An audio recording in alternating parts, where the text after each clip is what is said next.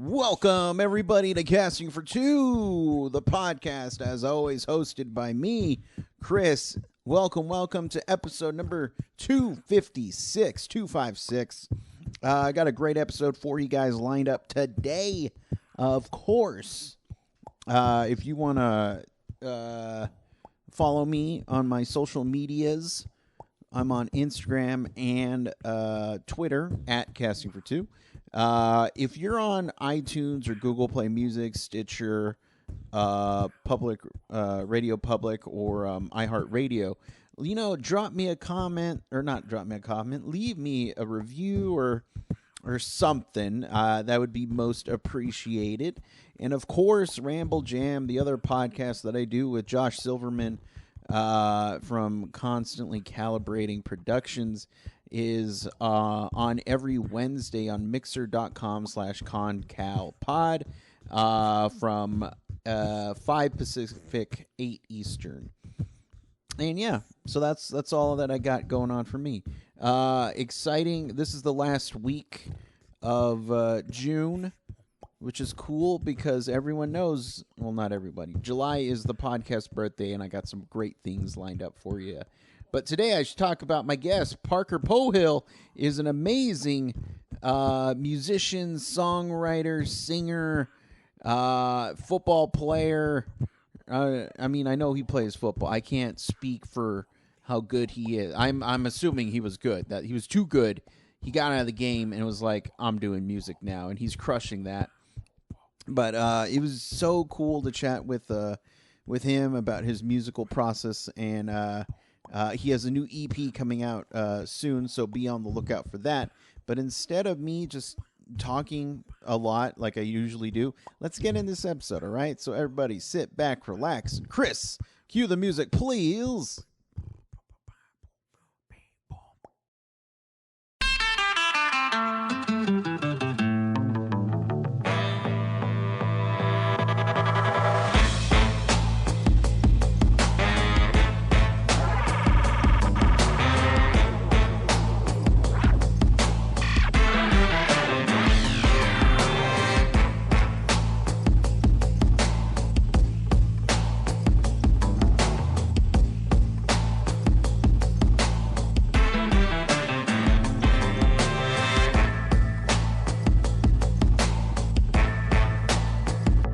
Hello, Parker.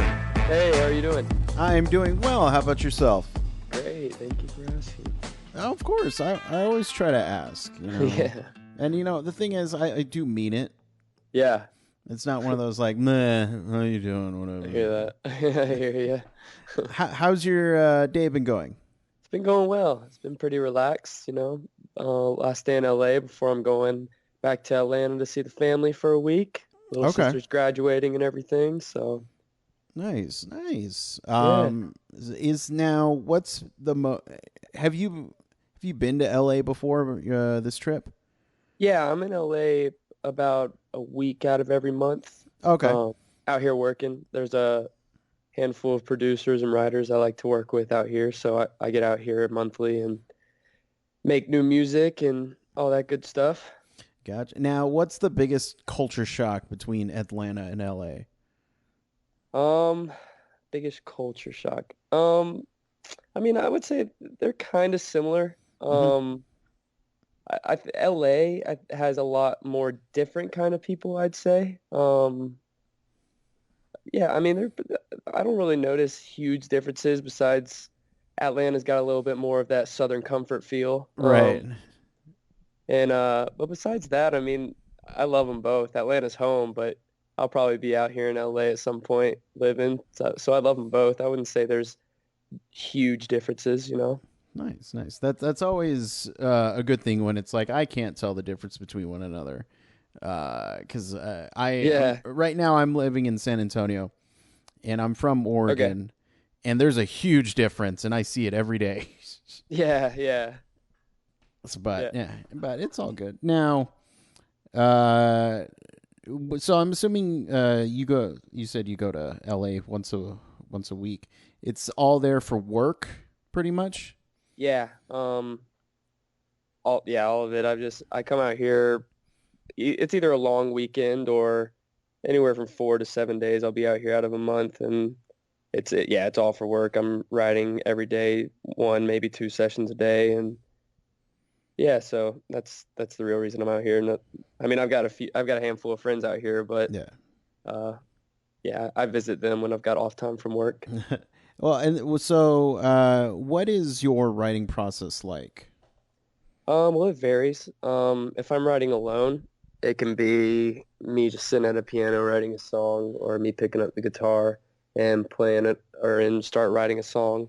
Um, or even just sitting at my computer and making a little demo and writing to a little beat I made or something like that. When it's with people, um, we either somebody brings an idea. I bring in ideas a lot, Mm. or we start with a concept and just kind of have a conversation about life, and then it kind of turns into somebody playing some chords that matches the energy, and then we just kind of go from there and just start writing. And sometimes we'll do some just freestyling, if you will, into the mic and take some melodies from that. But it really varies. I've written all kinds of different ways. If I had to choose a favorite way, Yeah.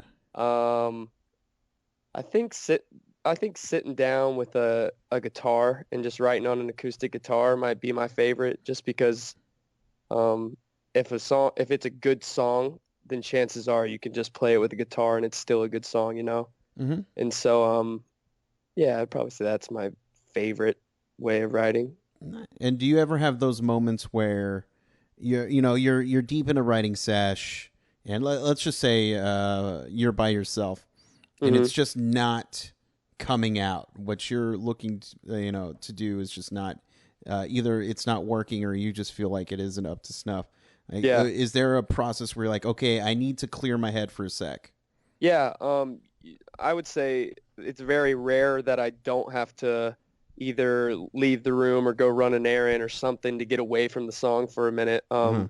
Especially writing alone. It's definitely, I would say pretty much every time that I write a song that I am at some point during that song, I either just stop writing it and revisit it the next day, or start writing another one and then come back to it, or even just go outside and shoot a basketball for a few minutes, Mhm. just to get away from it, clear your mind, kind of get in a good headspace, and then come back to it and see.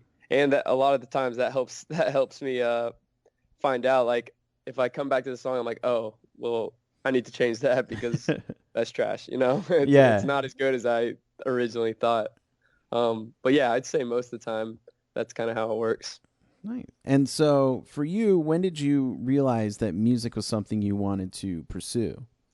Yeah, so I've been doing music my whole life. From when I was like 8, my mom heard me singing in the shower. My uncle was in a band at a little recording studio, so I started writing and recording with him when I was 8 or 9, and kind of got away from it for a little while. But Hmm. I really started pursuing it as a career a- around 3, maybe a little over 3 years ago.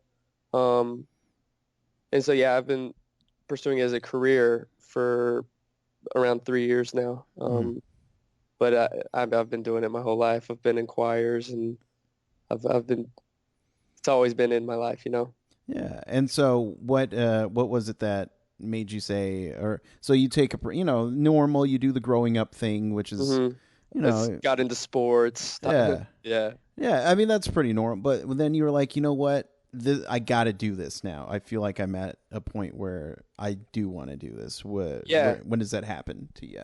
Well, I actually went to college and played football for a year Hmm. at a school called Furman University, and uh, I was leaving that school to transfer to play at another school, and in that time, I'm not sure. Do you know who Brett Young is? Country music artist, No. maybe. Well, he's a country artist. He's killing it. Okay. He's yeah, his album. He's got like 3 of his first singles went #1 in country music, and like he's killing it. And so I actually wasn't really planning on doing anything music seriously, and then I recorded a few songs, a few cover songs, Hmm. threw them on SoundCloud, and got crazy response. And I was kind of lost in life when I was left football and kind of was done for football. And so Brett, he was he's like a big brother figure to me. He was a very good mentor, and he's like, hey man, I'm not sure what you're getting into, but like you're good at this. And people responding to SoundCloud, I was getting people, producers from all over the world, Amsterdam, Germany, Canada, Australia, literally all over the world, Italy, Mhm. reaching out to me, wanting my vocals on some of their songs.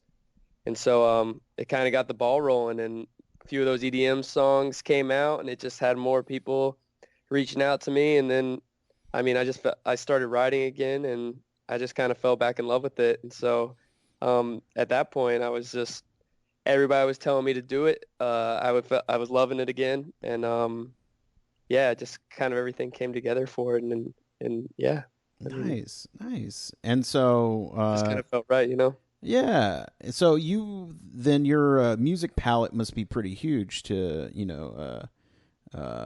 just like ranging from different artists that you listen to. Oh yeah, the impossible question. What's your favorite artist? Yeah. I mean, I love all kinds of music. I'm not a huge country fan, but like I said, Brett's a great country guy, and so like I've started getting into it when he started doing a lot better. And there's really not a genre that I can say I don't like. Mhm. But I mean, growing up, I was listening to Chris Brown and Nelly and Oh my gosh, yeah. Usher, and yeah. So I mean. Then there's the whole side of me that loves Michael Bublé and John Mayer, and so I mean it's I could keep going, but it's everlasting list of artists that I listen to and love. Yeah. And now, is there a particular type of genre that you would love to tackle, but just for whatever reason you haven't?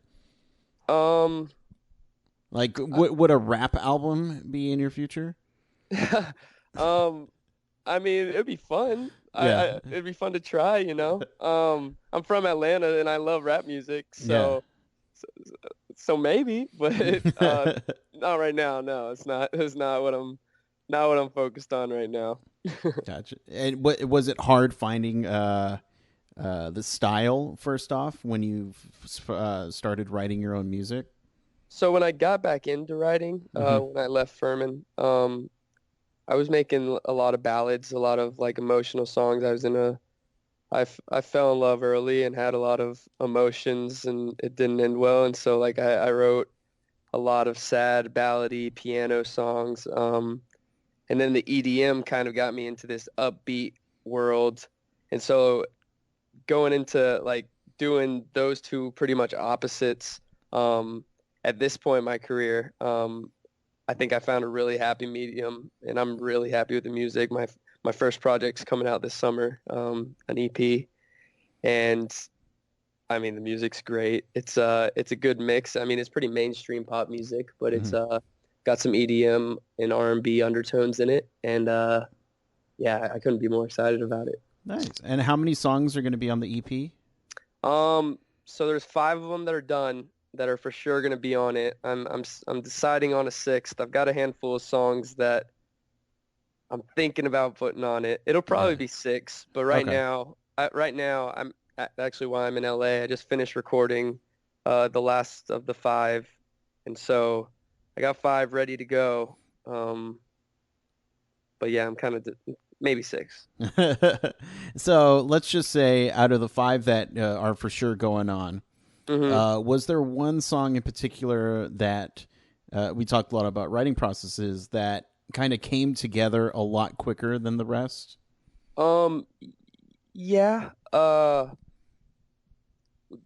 single, what I always see is like, or what I've found in writing is usually the best songs that I write come together the quickest. Mm-hmm. Um, just because the energy and everything about it is right, you know. It's when you're making a song and you're making a song that's like a real. I've never written like, well, I think I have, but I haven't put out a hit yet. Mm-hmm. Um, but when you have songs like that, um, they come together so perfectly and so quickly because it's just kind of like you know exactly like everything just feels right. Right. And so in my experience, the best songs have come together the quickest for me. Um, and then again, one of my favorite songs that I have uh, took me like a week to write, and I changed the lyrics 10 different times. I came back the next day, changed it again. So, um, yeah, I'd say yeah. I mean, if that answers. Yeah, yeah, I know. That's cool. It's. I've always just found that, or at least from talking to other artists, that when when everything makes sense, it's always the easiest. It just hmm everything just falls into place. So Yeah, yeah, and yeah, I'd say that's right. nice, nice. And so when you're now, so you're at the beginning of your career, and hmm I'm actually very curious. How do you pick your support team, being new to the game?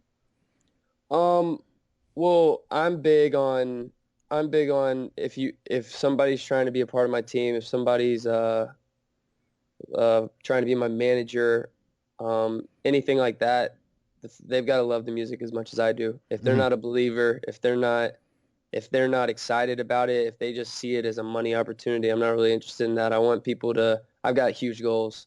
I'm trying to. I want to go on world tours and I want to have hits and I want to have platinum albums. Like I've got really big goals, and so I'm not looking for people who are just in it for the business of it. I'm looking for people who catch the vision, who really believe in my music and in me, and who are can't wait to hear the next song. Yeah. Um, so that I mean, it's great to have people that are trying to make money and stuff, but I'm looking for when I put the team together, I'm really looking for people who love the music and get excited about the music, who can't wait for me to write my next song, to hear the demo of it. So yeah, I need people to be as excited and love the music as much as I do if they're trying to be a part of what we're creating. Nice. Yeah, yeah, no, absolutely. It's important to have that hmm mutual love that for your Yep. music as you do. So yeah, no, it's good. Now, once again, I got to take it back to artists. hmm Uh, if your next track, it's a big hit, and this artist comes up to you and says, "Hey, let's do a track together." Which artist is that? Ooh. Um. Was so well. If I could get anybody just to like be on a song of mine, Yeah, yeah, it would. living. I should say living. Yeah, it'd probably be Drake, just Okay. because I would love. I mean, he's Drake. Yeah. I love his music. He's killing it. He's one of the best ever in my opinion. Um, but if I were to get to like be in a room and create and be in the studio and create music with somebody, um, hmm,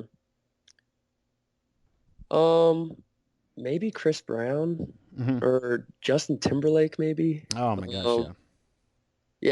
yeah, I mean, oh, it's tough.